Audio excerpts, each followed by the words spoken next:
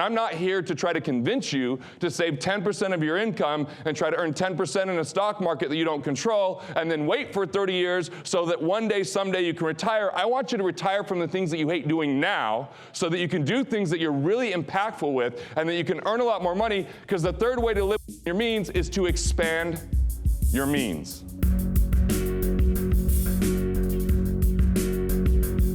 All right, well, the good news here is I'm not going to ask you to save and scrimp and sacrifice and delay and defer, and this isn't called the long haul. Like, when people in finance say the long haul, when does that actually end, by the way? I think when you die, right? And it sounds like the worst CrossFit workout in history, the long haul. Like, you never want to get involved in that kind of a thing. I'm also not calling this live within your means, because I'm sure you've heard that before, right? Have you maybe even given that advice? No, not you, someone else you know, right? But what do you think about when you think about living within your means?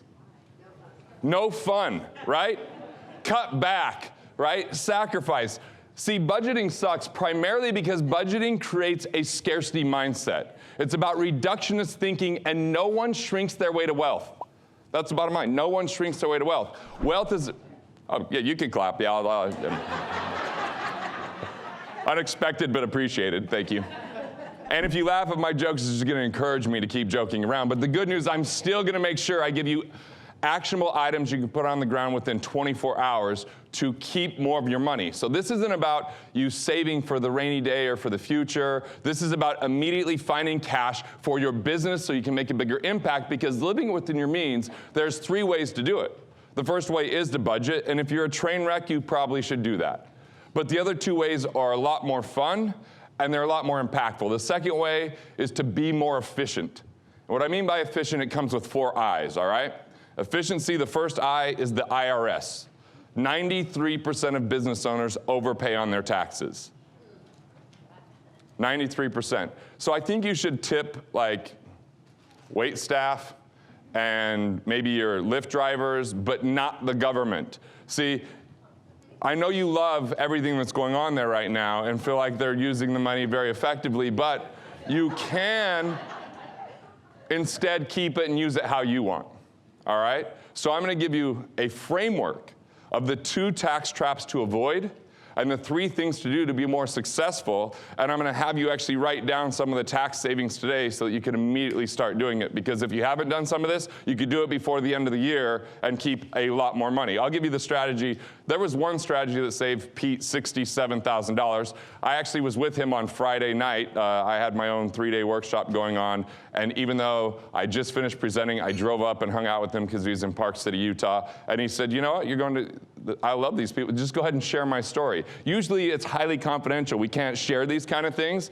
I was like, anything you want me to leave out? He said no, so I'm just going to tell you a lot of those things so that we have an actual case study. And the cool thing is, when I first met him, candidly, we weren't going to take him into our program. I didn't think he was ready.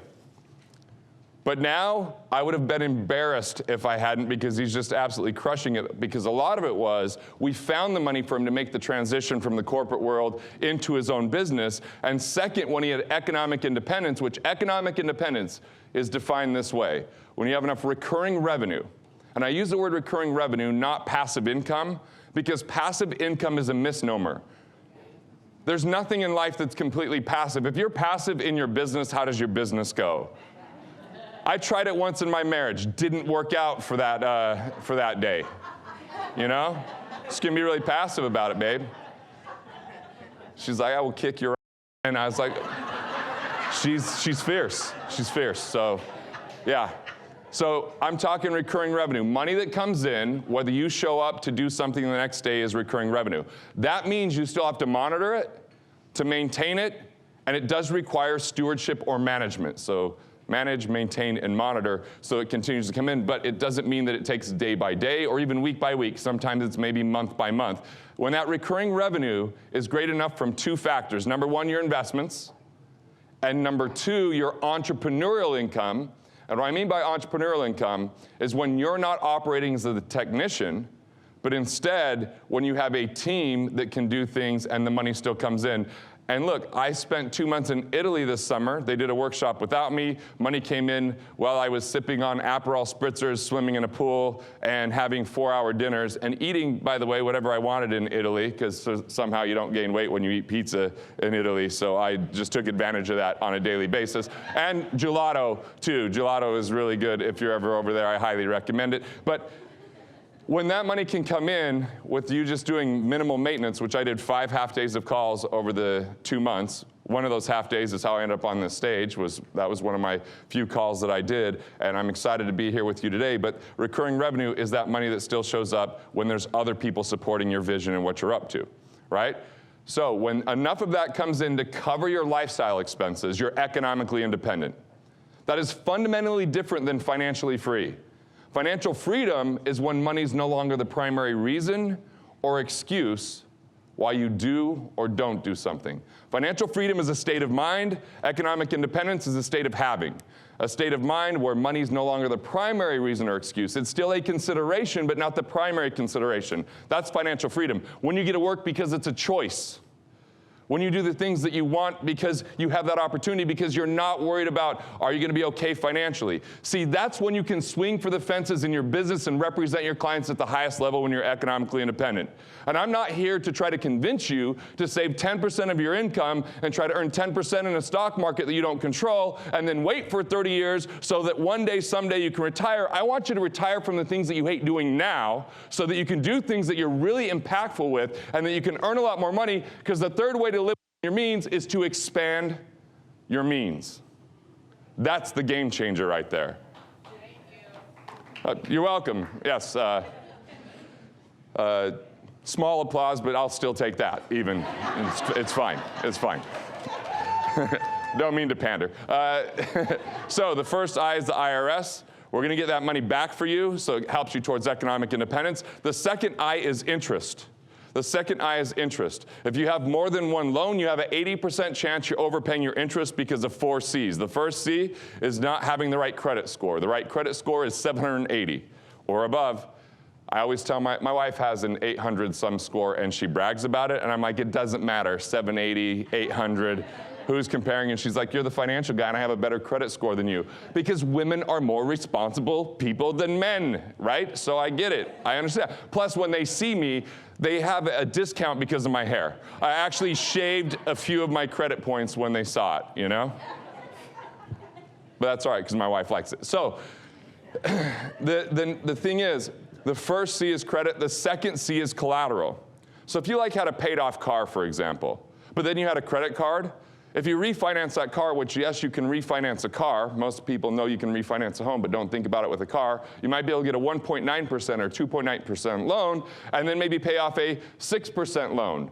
By the way, if you could buy something for $3 and sell it for $6, what percentage markup is that? 100%, right? So if you could get a 3% loan and pay off a 6% loan, what's the rate of return? It's not 3%. That's a 100% improvement. That's what I'm looking for. Where can I get you 100% returns without risk? And I'll keep going on what the other C's are, and I'll keep going on the 4 I's. Don't worry. I know there's a lot going on here, and some of you guys are panicked that I'm going to forget those things, and you can raise your hand. But I do want to kind of tell you a story.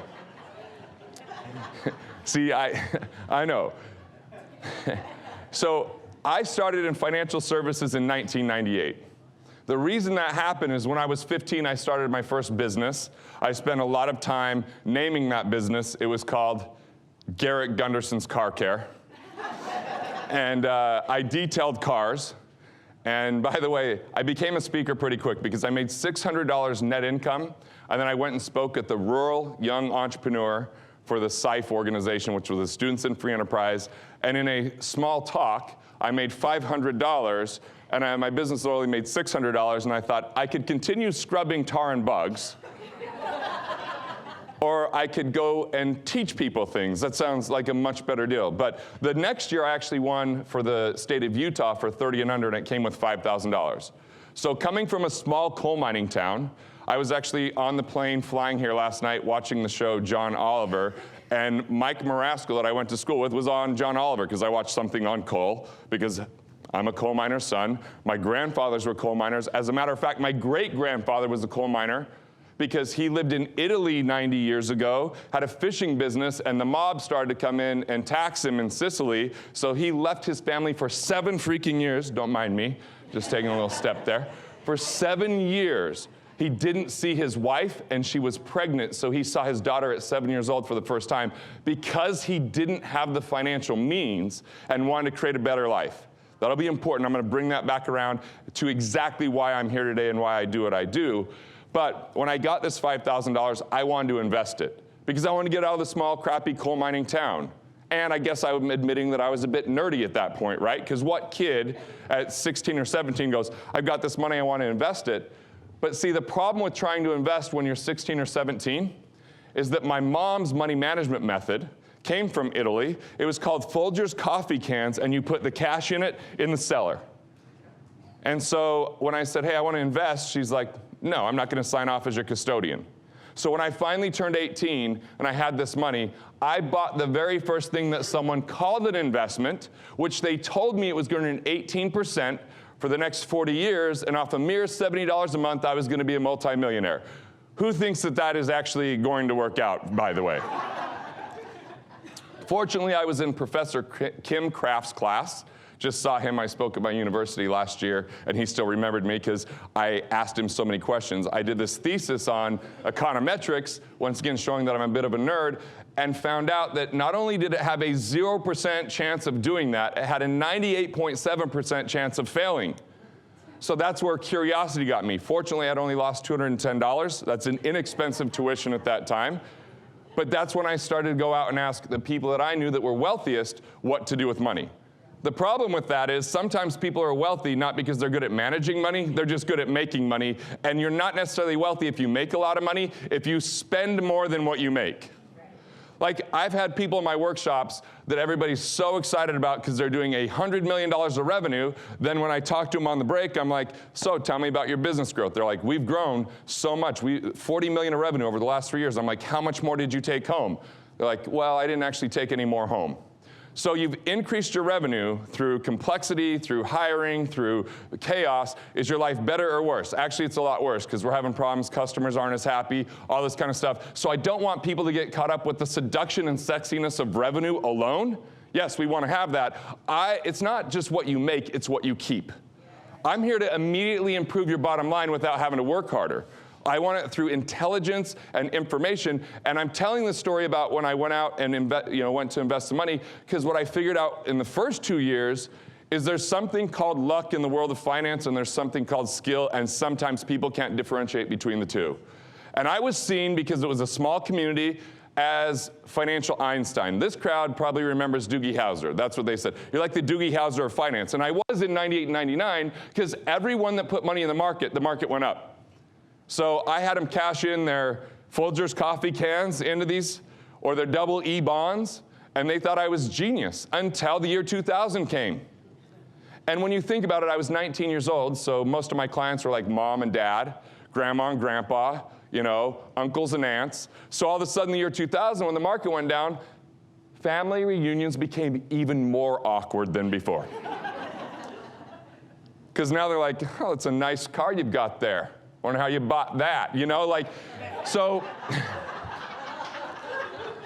fortunately, I was still in school, and I was a business senator, and there was a guy by the name of Stephen Harrop who managed $5 billion in municipal bonds and was the #1 by all categories. Kiplinger, Smart Money, Lipper, every #1 across categories. But he decided when he turned 50 years old, he was going to retire from that and become a professor as a pay it forward, connect with the young generation, because people really helped him in his life to get to that point. So I met him before anyone else did at the school, and I was intelligent enough to say, what is it that he's looking for that he doesn't have? And he had actually gotten a little bit pudgy during his time of work. He was still pretty thin, but it was kind of like, there was no abs anywhere to be seen, and he wanted to get back in shape, and I like to work out, so I started playing racquetball with him. I started working out with him. I started talking to him, and so when the market started to go down in the year 2000, I actually started to tell him, hey, my clients are losing money, what should I do? And I remember sitting down over frozen yogurt, because that's the best way to end a workout. It's why you work out. Don't know why. Maybe I need to eat. I'm talking a lot about food up here. But we're sitting there talking. He's like, you need to go and tell everyone what's really happening, that you've just handed the money off to managers you've never met, in stocks that you don't even know other than the top 10 stocks that are being held, that there is no exit strategy, and that buy, hold, and pray isn't a good investment philosophy, right? And so I know this might be coming as a shock to you, but I was a little bit arrogant at the time. I don't know why that was funny, but I had to go confront everyone and tell them I didn't know what I was doing.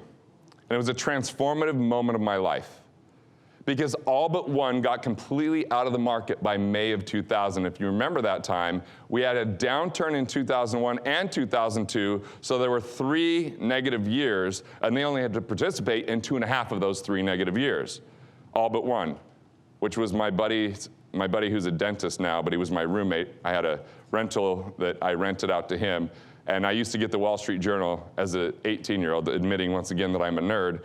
And he used to read it, and there was a section in there where monkeys would throw darts at a stock board, and then they would see how many monkeys were doing better than the fund managers. And so I would come home from school, and he'd be reading it. It's like, looks like my dad should get the monkey to start managing his money. You know, he's just, what is a friend for other than to harp on you and tease you? But this is a guy who had checks in his desk that had never been cashed as a business owner. And he's like the millionaire next door. Have anyone read that book? Okay, by the way, if you haven't read the book, a little spoiler alert. That book is, if you're willing to live like Ebenezer Scrooge before the Epiphany, you too can die really wealthy, miserable, and then your kids will blow the money within 3 years. That's basically that path. And that was one of the early financial books that I read, so I'm still kind of lucky to be married, because I remember when we first got married, I told my wife, I was like, hey, your dad offered that we could live in the basement. She's like, I'm offering that we could just be friends. It's like, well. But even my small-mindedness at that time, because I thought I was going to save myself rich and pinch pennies till I had blisters on my fingers, right? Still that kind of coffee can management system. I was like, all right, I'm going to give you $400 a month budget for our housing. And she in the way that only my wife, Carrie, can do, she's like, that sounds great. And then she went out and showed me that there's actually a ghetto in Utah. I didn't know, but we found it. And then I upped the budget just a little bit, right? So all this to be said, a long story, the point is, at the point where they started losing money, and I said, get your money out and let me either figure out something else or go find someone else, all of them but one stayed with me. I asked a different question in finance at that moment. And my question, I whispered it because I don't think you're allowed to say it out loud, is I said, what's guaranteed? What's guaranteed in the world of finance?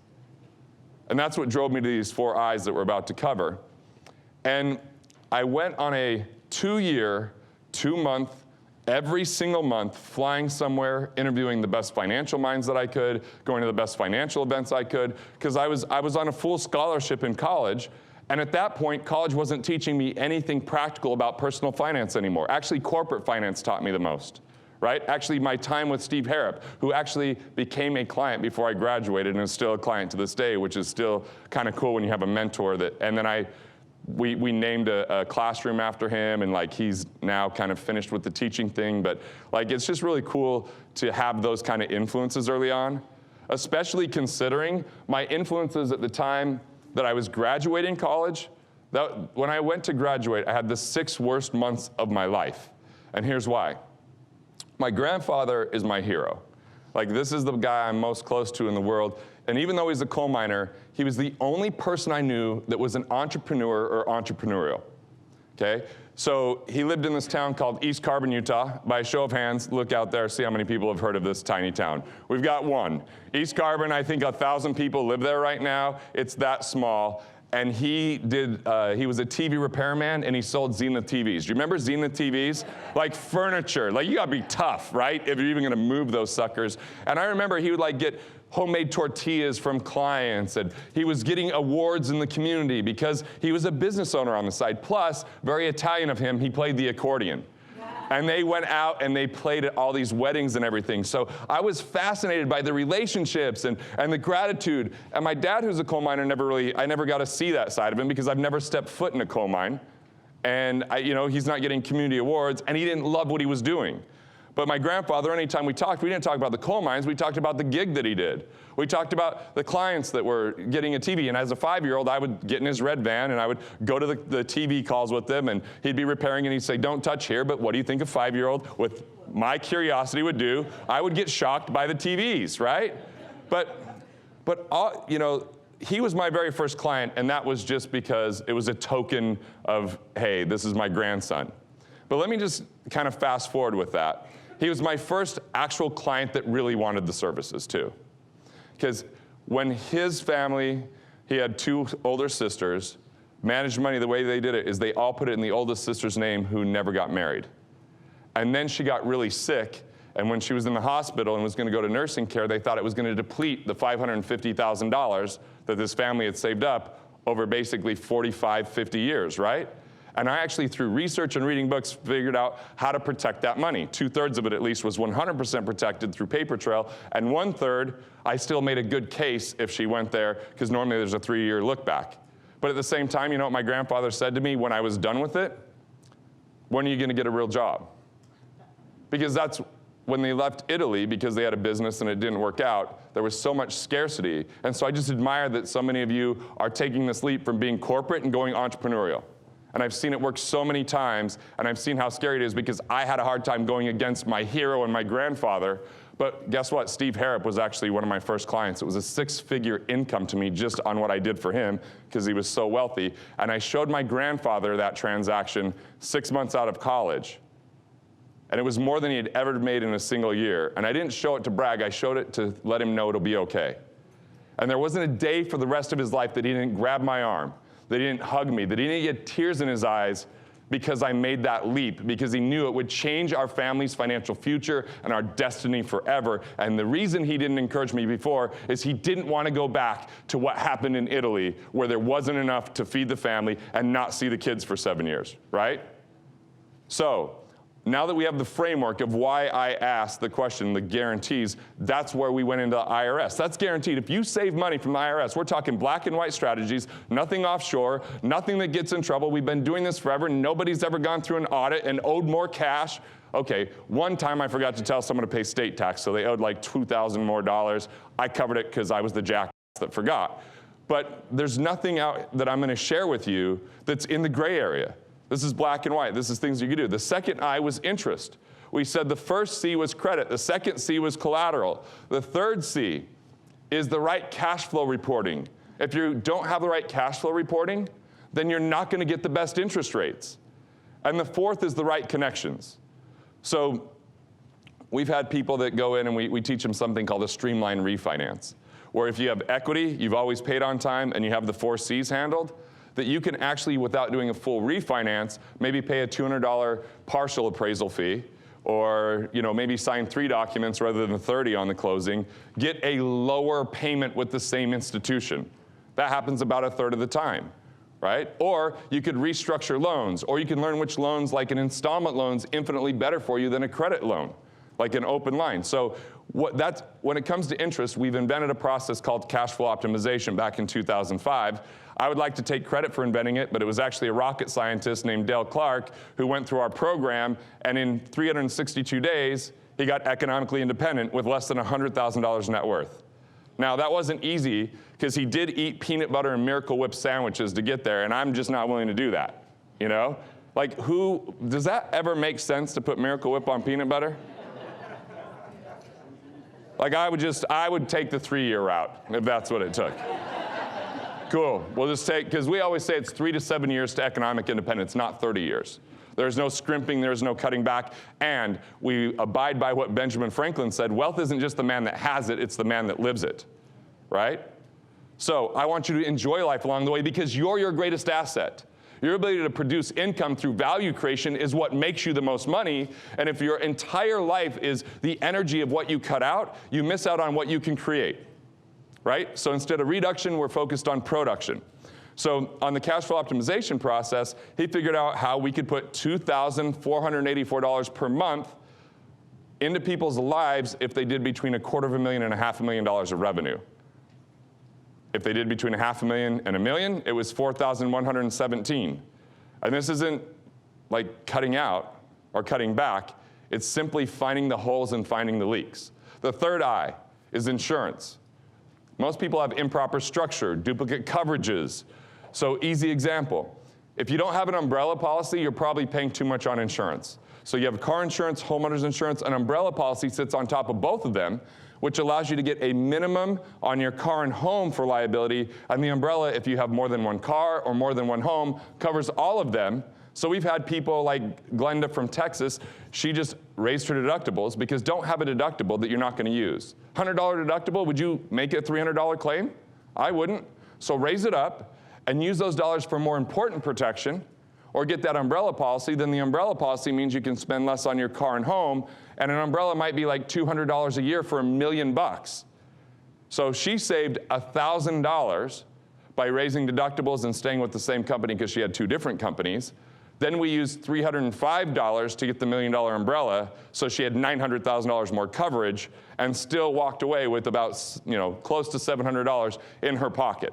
That's where there's duplicate coverages and costs. I'm not talking about whether you choose the Caveman or the Geico or whether you choose the Sports Star. They're spending a lot of money on those commercials, which means what?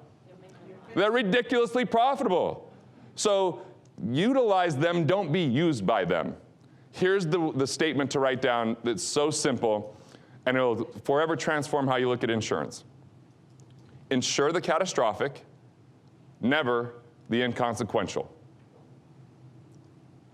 Because you're most, you don't have to write down the rest, it's just insure the catastrophic, never the inconsequential.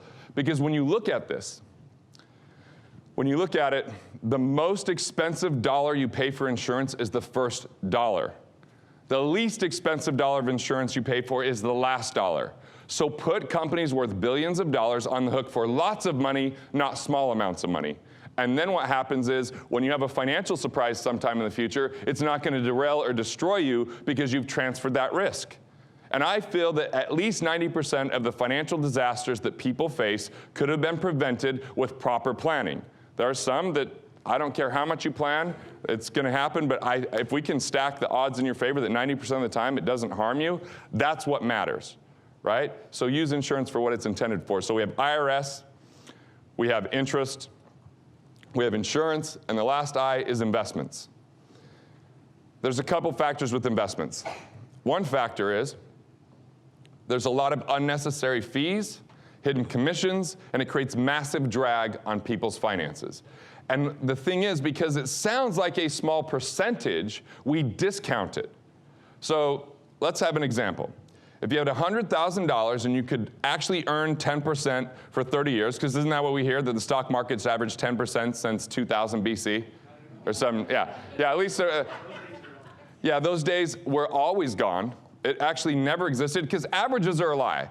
Like, if I had 2 shower heads this morning, and I turn one freezing cold and the other one scalding hot, and I step in, on average, it's a lukewarm temperature, but in reality, I'm miserable as hell, right? Like, because here's an example. Let's say that you have let me just show why averages don't tell the truth. If you have 100 grand and you lose 10%, it becomes 90 grand, right? Now, what if you turn on CNBC, which when Angelique said I was on CNBC, that was a one-time thing because I got kicked off, and I don't think they're gonna have me back, because when you say not to invest in the stock market, they just cut to commercial, and the commercial is about the stock market, and the feed is dead. There was no one, it was just quiet, and I was like, hello? And then it was over, so. They could have watched anything from me, and I just am who I am. You're gonna get it every time. So now they say, oh, it's rallied, things are amazing, now you earn 10%. What are you at? 99,000. Now that's assuming they were nice and they didn't take any fees, but guess what? They take their fees whether it's up or down. So now you have fees, plus you lost 2 years of gains. So now you're so far off. So check this out. Let's say you had $100,000, you earn 10% for the next 30 years. It grows to $1.74 million. But what if you had to pay a 0.8% fee? Less than 1%, right? It only grows to $1.4 million.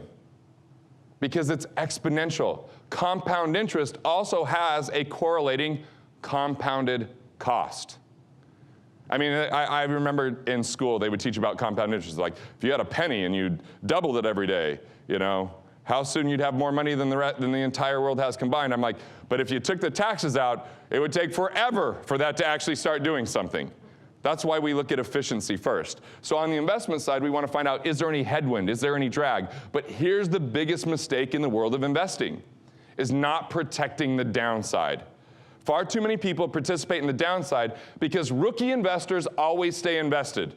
The pros act a lot more like predators, and I don't like that necessarily, that word, but Malcolm Gladwell wrote that about Ted Turner. He said Ted Turner stayed in cash like crazy, and then when the market went down, that's when he bought everything. When McDonald's grew so big, they bought tons of real estate during market downturns. Burger King decided to scrimp and get into recessionary mindsets, which led to less production. But I'll tell you what, when times are tough, that's when the most millionaires get born, because people want leadership. Because the bigger the problem, the bigger the payoff for people that are willing to embrace it, because everything relates to value creation. And dollars follow value, so when do people need value? When times are perfect and nothing seems to be a problem, or when times seem to be collapsing around them? So I want you to be in such a financial situation that you can capitalize on opportunities and not be stuck in investments that are mediocre just in the name of some retirement. And if you are in investments, at least having something called a trailing stop loss. At what point when the market goes down does your mindset follow it? You're your greatest asset. And if all of a sudden you can't produce as much because of a financial asset, you're going to make less money. So create a trailing stop loss. It doesn't cost anything. Your advisors just might not tell you about it because they don't get paid when you're in cash. Hence why most business owners are grossly underfunded with their liquidity. They don't have enough savings. And savings is part of your protection. Savings is part of your peace of mind, right? Have you ever, I know, maybe I'm the only one that did this, but in 2008, I overextended myself a little bit, had a whole bunch of real estate, decided I want to take my book to the New York Times, had a kid, there's a lot going on, and the economy's kind of changing, and all of a sudden, for the first year, I had a down, and I didn't have the cash flow that I was used to, so I took on bad profits. Bad profits are pain in the ass customers. People that I knew I didn't want to work with, but I took on anyway because I wasn't in a good financial position, so now I make sure to have at least 2 years liquidity at all times. Now that may seem like a lot as far as getting there, but realize that I've got a 40% advantage over most people because I pay so much less in tax, so much less in interest, so much less in fees, and all the things that I'm about to teach you. So now that we have the framework of the 4 I's, that's the efficiency game. IRS, interest, investments, and insurance. Let's get into the taxes. I'm going to have stuff that you can put on the ground and implement by Monday, okay? Unless you don't want that. Okay, so here's the 2 things to avoid. These are tax traps. I once had a consultant call me because he had an event in November. He joined our program just before the event.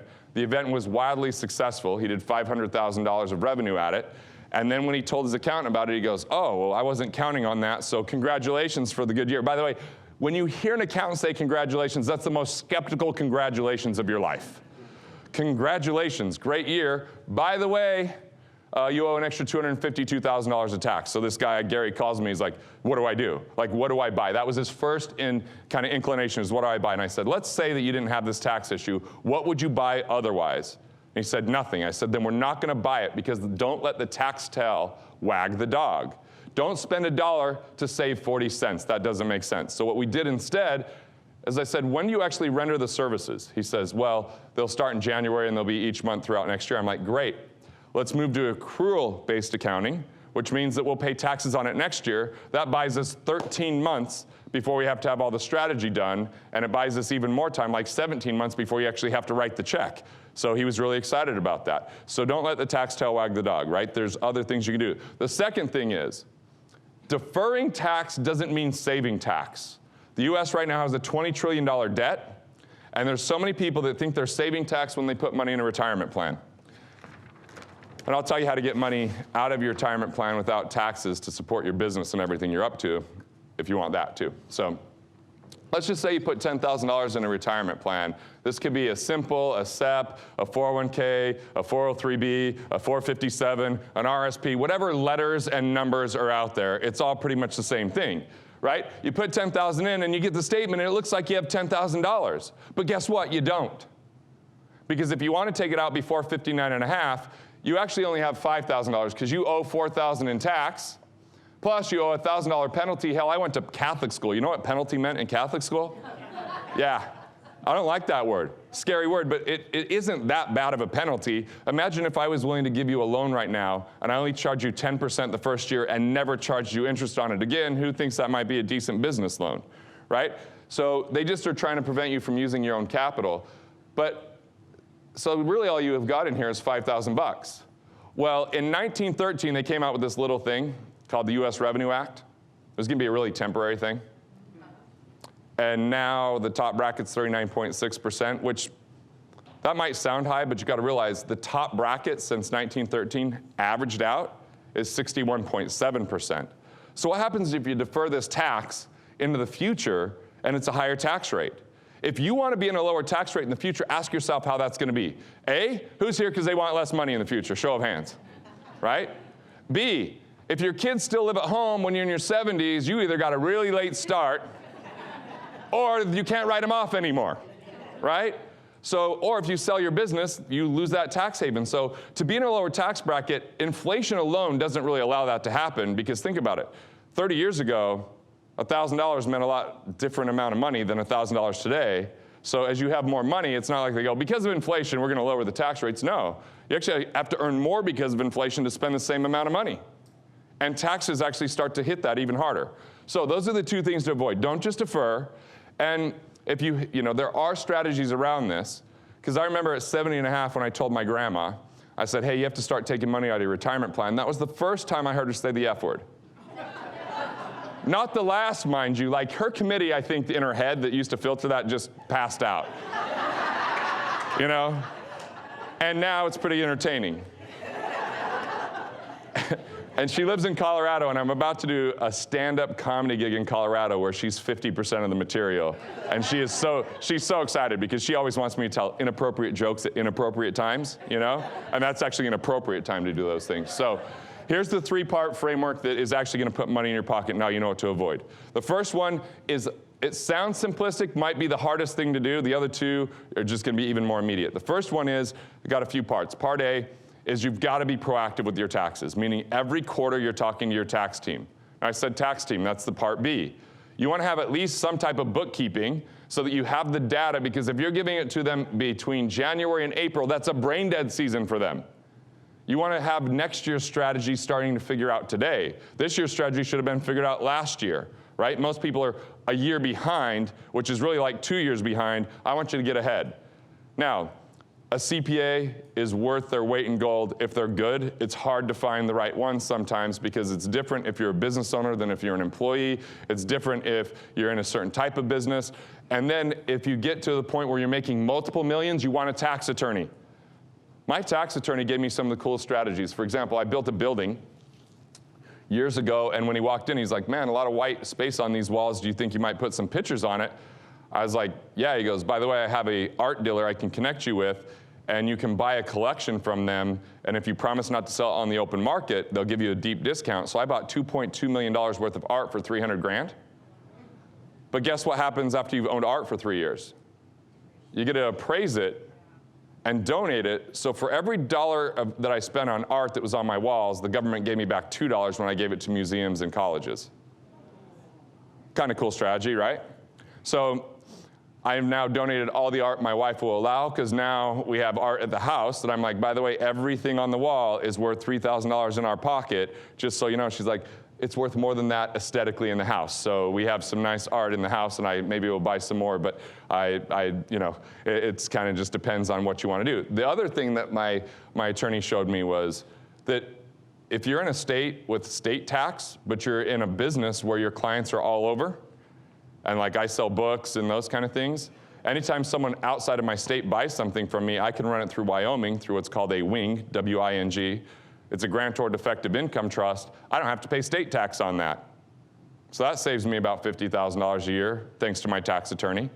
Or right now, I'm in the middle of setting up my own C corporation that I can insure my businesses instead of having an insurance company do it. So all the money I put in there is pre-tax. I get to invest it within certain parameters. And by the way, if I don't use it for an insurance claim, which how much insurance do you pay for and never use? A lot, right? I get to take it out as a capital gain, which effectively cuts my taxes in half, right? By the way, you could put up to $2.2 million in something like that. So it's pre-tax, and then you pull it out at half the tax, and if your business has any, employee disruption, online reputation risk, you can actually use that cash. So build a team and be proactive with them, and this is my rule in being proactive. Their job is to show me the law. My job is to brainstorm, which brainstorming doesn't get you in trouble unless you apply it without law behind it. So I was like, cool, I'm going to Italy for 2 months. I want to write this Italy trip off. I think better in Italy. My wife and I are going to do our annual meeting there. And guess what? You can write off your annual meeting. So we got to write off part of the trip for that. I said, I'm going to do a mastermind. I'm going to invite my clients out for one day and do a mastermind, so I could write that off a little bit. We had friends that are clients that stayed there, so I'm like, what can I do to write that off? So we just went through all the different ideas of how we could write off that trip, and I didn't get a yes on probably 3/4 of them, but the 1/4 I did get a yes on, they just show me the documentation behind it, we classify it, and all of a sudden I get more to write off. So your job is to brainstorm, their job is to tell you why it's legal or not legal, and you only do the very legal, ethical things, right? Second part of the framework to be successful with tax. The second piece is you look at every expense in your life and you ask one simple question. Does this relate to my business? If the answer is yes, guess what? That expense becomes a deduction. This is where I crushed it for Pete. So I'm giving you Pete's strategies right here that got him. I think he's 100% of the way economically independent now, or very close. But the problem is he would have been, but his lifestyle, a luxury once enjoyed becomes a necessity. He was in Park City this week. He was in Aruba recently. So we had him 81% of the way there. I think we got to 100. Now he's back down to like 81% because life is good, right? And his business is doing well. And that's totally cool because I want people to enjoy life. But this was the first thing that we did. Any of you ever host clients, employees, vendors at your own home? Okay, well, there was a senator that had a home in Augusta, Georgia, and there's 14 days of the year where Augusta, Georgia becomes extraordinarily valuable. You may have heard of it. The Masters, yes.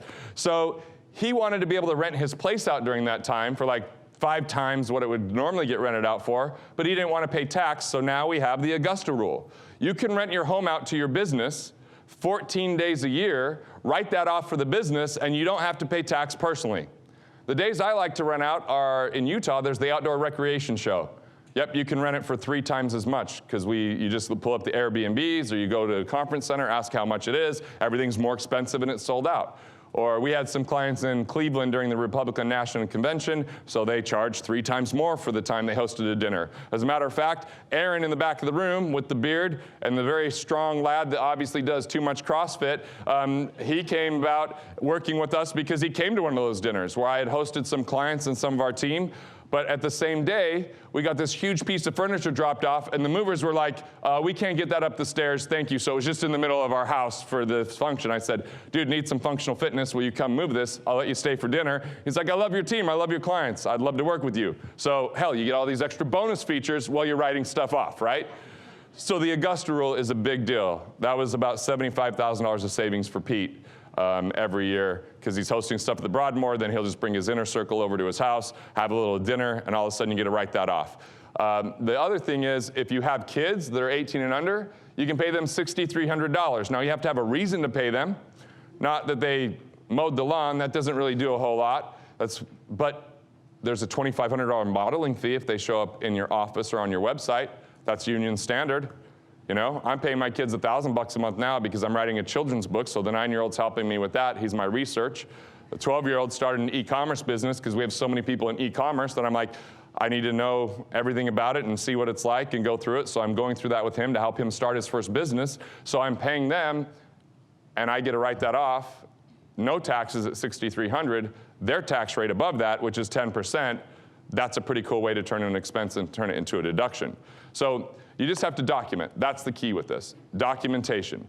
I'm not an overly analytical person. I document it on my American Express bill. My CFO prints stuff out, has folders. I mean, it's amazing, but I've been audited twice in my life, 0 issue, and I'm super aggressive on write-offs. Like, this is my uniform.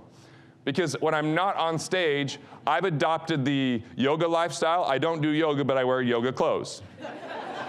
So I don't write those off, but then I write this off, right? You know, I could tell there's some other folks that do the same thing. You know, my wife doesn't do yoga, but she got tons of Lululemon all over the house, so it's cool. It's just comfortable. She sold me on sweats. Now I'm the dude wearing sweats, you know? So, useless facts for you guys in the middle of the content, but I actually write this off as uniform. So I have a TV studio. We have a multi-platinum artist that he's like, oh, I can't write off my clothes. I'm like, do you do your own videos? He's like, yeah. I'm like, cool, we're just gonna set up a production company. We're gonna buy the clothes for the production company. As a matter of fact, we're buying watches. We're buying anything that shows up in the video through that. And guess what? Now an expense turns into a tax deduction. Home office, you can write off half your utilities. I just bought a nice espresso machine. I made sure it went into the corner by the office, and that's where I make my espressos. And now all of a sudden I get to write that off. Documentation and story, right? Now, the third thing, we can go through tons of that, but you've got the idea. You want to do an annual meeting in cool locations, that's an expense turned into a deduction as well. You just got to take notes. I just use Evernote. It takes me about 2 seconds at dinner. I go through the notes, and then I just send it off to my attorney. Now it's compliant. Now I can write that off. The third thing is reclassification of income. Reclassification of income.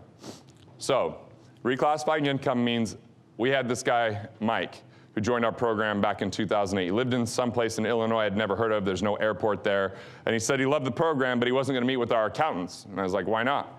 He's like, well, because I have the best accountant in the world. I'm like, I'm certain that you don't have the best in the world. So certain that I'm a Bears fan, he's a Bears fan. I said that if we don't save you tax, I'll take you to a Bears game. If we do, you take me. And I should have been more specific because he took me to a Jacksonville Bears game, which is not top raft. I couldn't even see the field, you know? I was watching from my phone. And by the way, this is what we did. He was a sole proprietor. If you're a sole proprietor and you're a corporation and you have a company, 400% higher chance of audit by being a sole proprietor. A 100% chance of a higher tax rate, because if you're incorporated and you overpay taxes, you have 3 years you can go back and amend your returns. So every 3 years have a different set of eyes on your taxes. In 2006, it was a crazy year because we had a company plane and 2 of my partners died in a plane crash. And I wasn't really myself during that time, and I didn't meet with my team, and I overpaid taxes by $54,000. But fortunately, I have the mechanism that every 3 years we look at it. So in 2008, I got the IRS to write me a check for a change, right? So you can go back and amend those returns. We've had people get $457,000 back, and we had one person get $951 back. I'm like, it's probably not worth it. He goes, if it costs me $950 to do it, I'm doing it. And so we gave him a nice discount, and he got his money back, right? So reclassification of income is setting up the right corporation.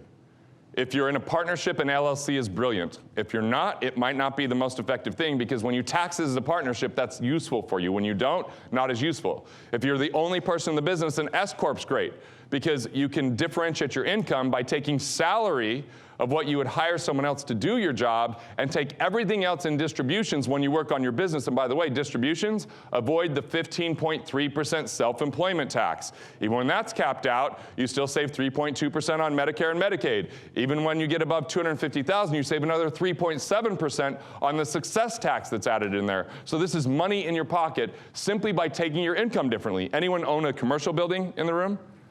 If you own a commercial building, you should be the meanest landlord in the world to yourself and charge the highest possible amount that you could justify, because that comes in as a more passive-based income, which is taxed a lot less than income that's active, right? Or there's tons of ways you can move ordinary income into capital gains income, and I shared that with another thing. Now, maybe in your businesses, you even create like businesses that branch off from your business, or like we have a lot of people that are in the health space and they do supplements. We have them set up their supplement business when it's starting in a C corporation, because your first $50,000 in a C corporation is taxed lower than individually, an LLC, or an S corp. It's taxed higher after that, but it's less at the $50,000 and below, so we can set that up as an incubator company and then move it back into the major organization when it gets above $50,000. And our average savings on tax for every $250,000 someone makes is $11,430. By the way, that's bottom line spendable cash. That doesn't require revenue that you pay employees and all that kind of stuff. And I've even talked about if you own a building, you should cost segregate. I mean, I could talk about tax for hours and hours and hours, and then you guys would get eventually really, really bored of me and tired of that. Financial capital is a byproduct. In the world of cause and effect, value creation is at the cause and dollars are the effect. So financial capital is like the receipt at the grocery store. It's evidence. It's not the actual meat and potatoes. The meat and potatoes comes in two forms. The first one is mental capital. Mental capital is knowledge, ideas, concepts, systems, tools. Have you ever heard the notion it's not what you know, it's who you know? Not in today's world, because if you don't know anything, no one wants to hang out with you. You know, it's like, oh, here's little Johnny, he brings nothing to the table. Let's invite him to the event. No, what you know, we're not in the time of brawn anymore. We're in the time of brains. There's kids that my kids watch on YouTube that are multimillionaires because of the advent of the internet and of technology, you know?